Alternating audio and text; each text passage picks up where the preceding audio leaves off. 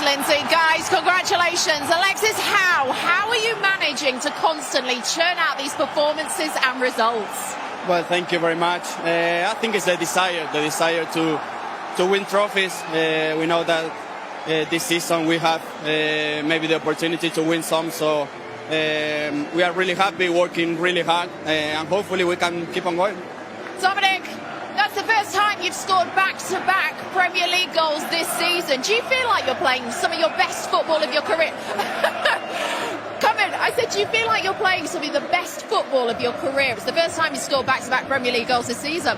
Yeah, well, it's my second season, so it was not a long time that I had any chance to score twice in a different game. So, no, I'm really happy to have the team. But yeah, as I say, the most important is the team. If I can score even more goals back-to-back, I would be happy. But until we are in the first position of the league, I'm more happy. Was the timing of your goal crucial? Because Newcastle were just starting to get a little bit of joy going forward, but you whipped it in and stubbed it out. Yeah, maybe we didn't start the second half as we wanted, but yeah, as you said, it was nice because I like to get to this position. Sometimes I don't get the ball, but this time more played it, so really happy for that.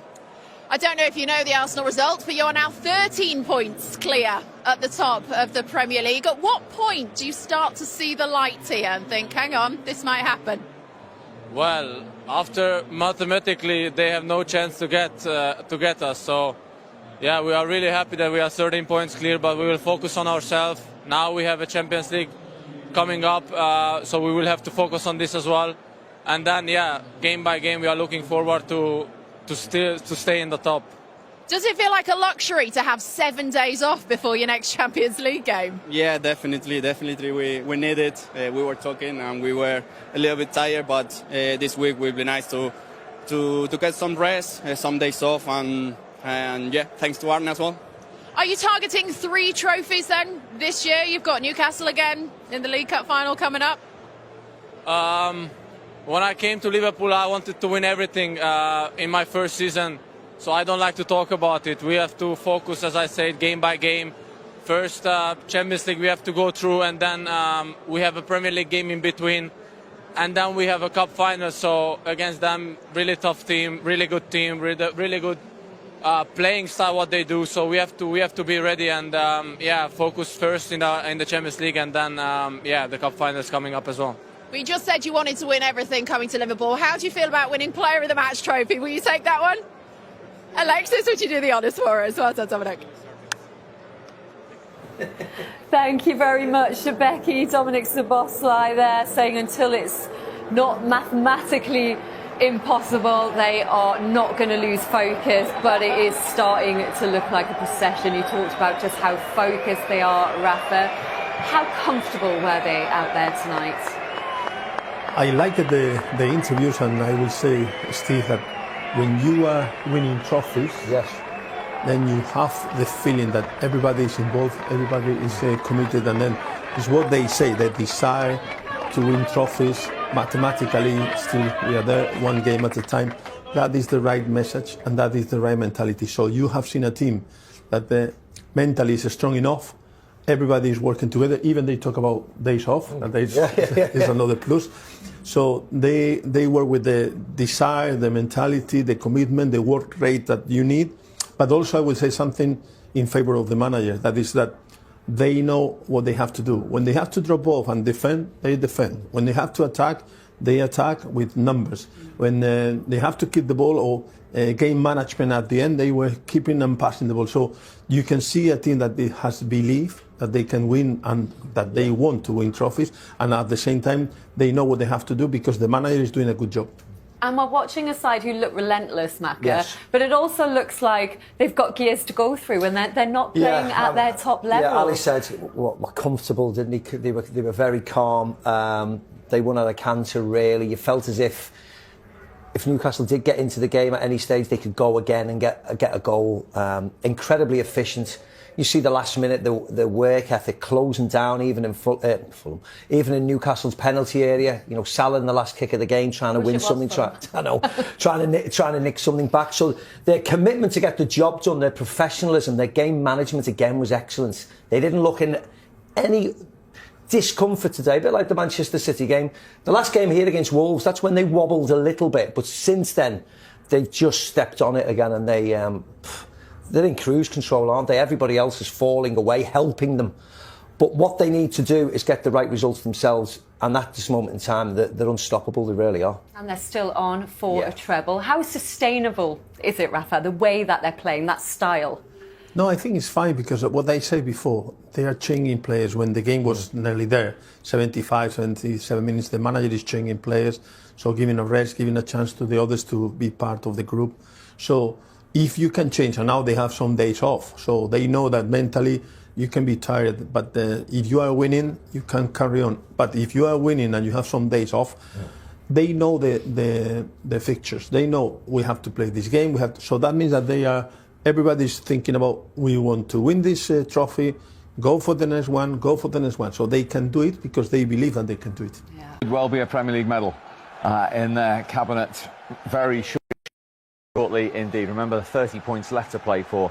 They only need 21 of those 30 to guarantee being Premier League champions. They're 13 points clear of Arsenal, who only have one game in hand, and Arsenal are the only team to have got a 13-point deficit clawed back in 97-98. The big difference, though, that season they had 19 games left to play, and here they only have 11. This would take the most extraordinary of stories to turn around. Yeah, it would. It's, lots of people a week or so thought it was all over. I thought it was probably, but after tonight, it's another nail in Arsenal's coffin, really. Liverpool just look unbeatable, especially at home, and they've got the majority of their games at home. 6 out of the 10 at home. Their run-in isn't the hardest. They've obviously got to play Arsenal, but apart from that, I think their run-in is doable.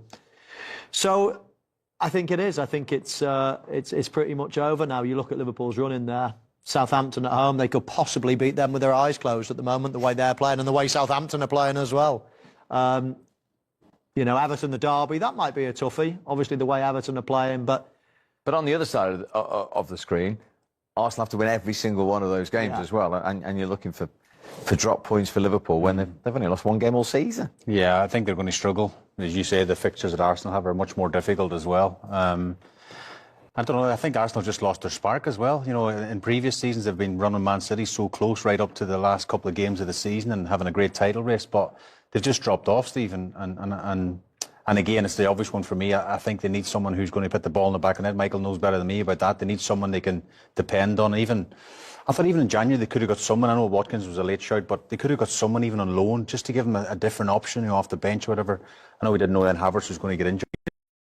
At the same time, they were too easy to play against or too easy to defend against. Sometimes you need an option B or something different just to mix it up. And as you say, that points deficit, the gap's way too big now. I think it's a done deal. I mean, Arne Slot won't be saying that to his players. The next game's important, it's huge, and what have you. But for us, I think it's their title, isn't it? Yeah, and the real momentum, you could hear it as well as see it tonight. Like I say, I use the word machine. They are, aren't they? Particularly at home. Yeah, everything's gone right, hasn't it? This season. You look at the questions that we had at the start of the season. Obviously, Klopp leaving. And Arne Slot coming in. We didn't know much about Arne Slot.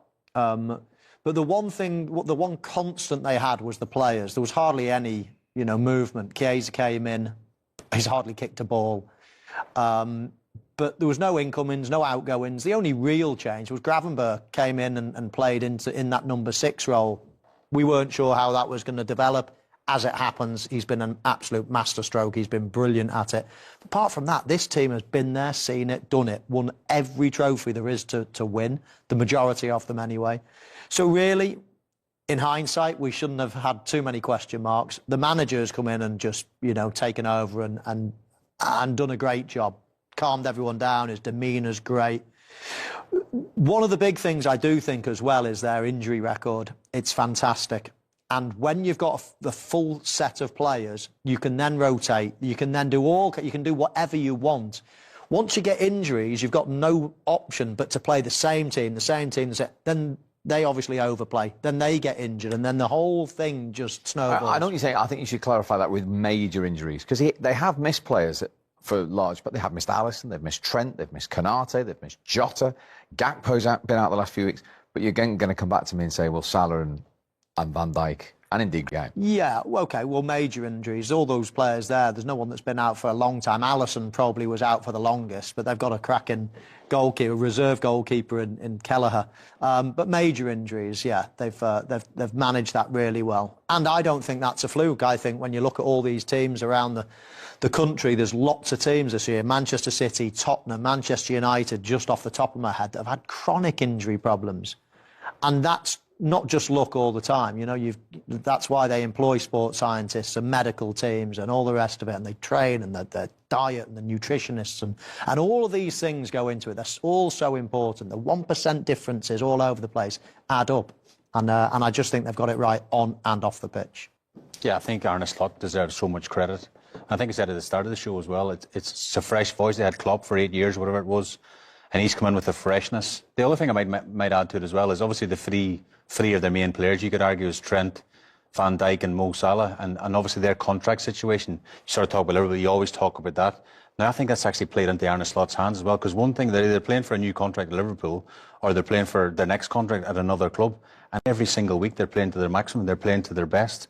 And I think that's actually helped them. It's galvanised them. It's brought them together. I think Van Dijk was interviewed maybe a couple of months ago. I've seen it, and he said he was asked who was the last Dutch manager who won the Premier League, and he was like questioning. He goes, "Who is it? I can't think. No one." And his eyes lit up. Van Dijk was like, "I can make history. I can be the first Dutch captain to get my hands on the Premier League."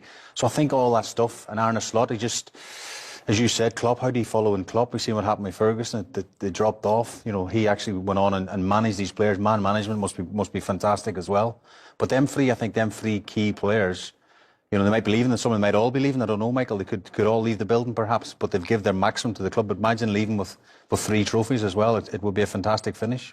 She summed it up. Efficiently excellent.